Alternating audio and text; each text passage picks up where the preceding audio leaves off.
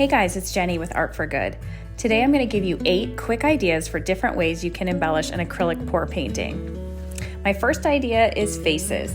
I have a couple of options here of things that I've done using a swipe technique to create cells or a dustpan technique to sort of layer the hair over a pre-painted face. The opportunities are endless and you can definitely get creative here.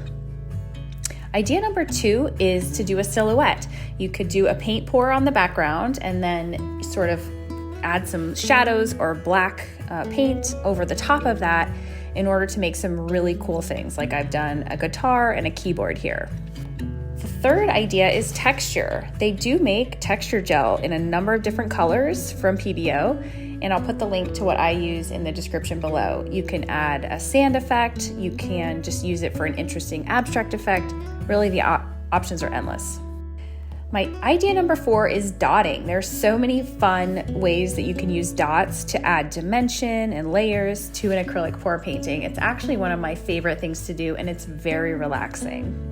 My 5th idea is stencils. They have a number of stencils available for painting, and it's a very fun opportunity for you to add some interesting details to your acrylic pour paintings, like I've done here with these schools of fish. Idea 6 is a landscape.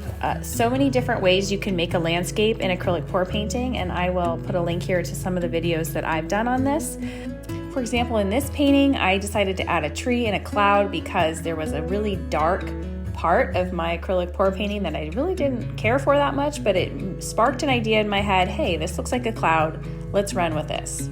Idea number 7 is metallic leaf. They have so many different options and colors for metallic leaf. You don't have to just use gold. It's very easy. You apply the glue with a paintbrush, and you can make trees like I've done here, or you can, just make lines or dots. Really, really interesting effects.